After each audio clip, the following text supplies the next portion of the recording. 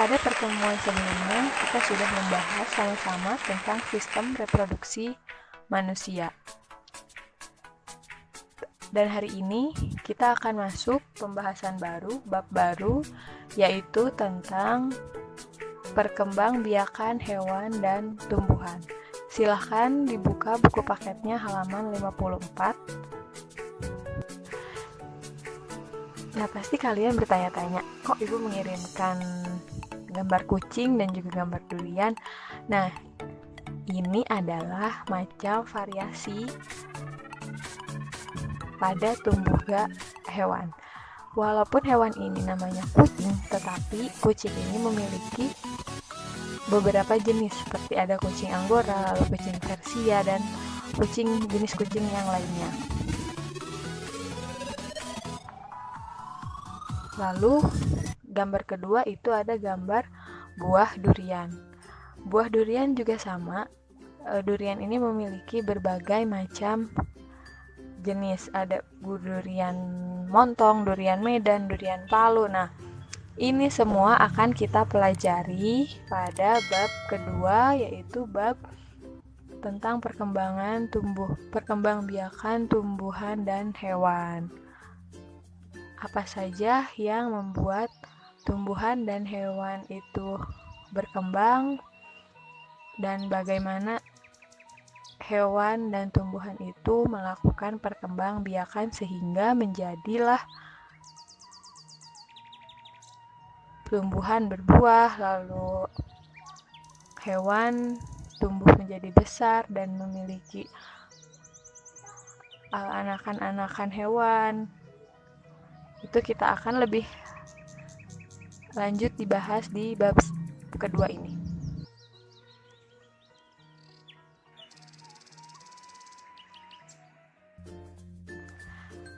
Perkembangan pada tumbuhan itu terbagi menjadi dua. Ada perkembangan generatif dan juga perkembangan vegetatif. Yang pertama, perkembangan generatif.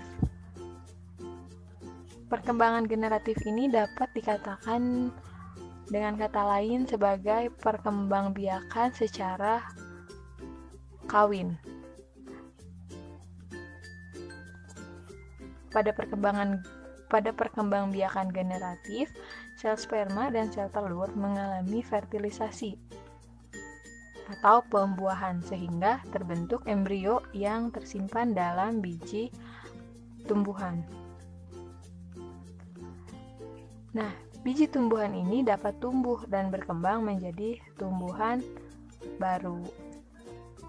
Sifat dari keturunan tumbuhan baru dapat diperoleh dari gabungan antara sifat kedua induknya.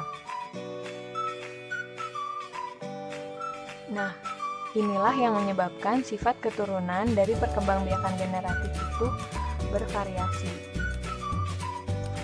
Lalu di mana sih letak dari sel kelamin pada tumbuhan itu? Nah, bisa dilihat di gambar di sebelah kiri. Itu ada gambar bunga dan beserta bagian-bagiannya. Menurut kalian, di manakah letak dari sel kelamin pada tumbuhan? Silahkan dijawab di grup sini. Setelah kita membahas perkembangbiakan secara generatif dan akan berlanjut ke pembahasan selanjutnya, yaitu perkembangbiakan secara vegetatif. Perkembangbiakan vegetatif ini kebalikan dari perkembangbiakan generatif. Jika tadi perkembangbiakan generatif adalah perkembangbiakan secara kawin, maka perkembangbiakan vegetatif itu perkembangbiakan yang dilakukan secara tidak kawin atau tidak menggunakan sel kelamin tumbuhan, tetapi menggunakan bagian tumbuhan yang lainnya. Lalu kok bisa tumbuhan melakukan perkembangbiakan tidak menggunakan sel kelamin, tetapi menggunakan bagian dari tumbuhan yang lainnya? Jadi tumbuhan dapat melakukan perkembangbiakan vegetatif karena tumbuhan memiliki sel-sel yang memiliki kemampuan untuk berkembang menjadi berbagai jenis sel penyusun jaringan dan organ tumbuhan yang disebut dengan sel meristem. Keturunan yang dihasilkan dari perkembangbiakan secara vegetatif ini memiliki sifat atau karakter yang sama dengan sifat induknya. Perkembangan vegetatif juga dapat terbagi lagi menjadi perkembangan vegetatif alami dan juga perkembangan vegetatif buatan.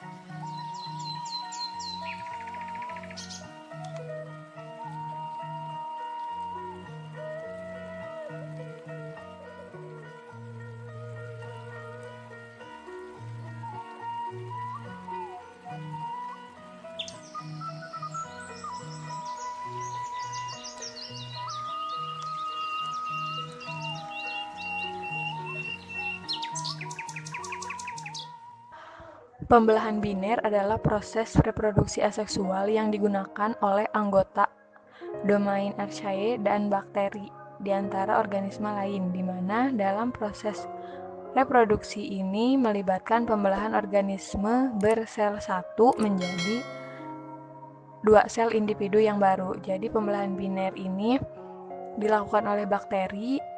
Dari yang tadinya sel satu dia berubah atau membelah, seperti namanya pembelahan biner, membelah menjadi sel individu baru, dua sel individu baru, yang dimana masing-masing memiliki nukleus atau inti sel.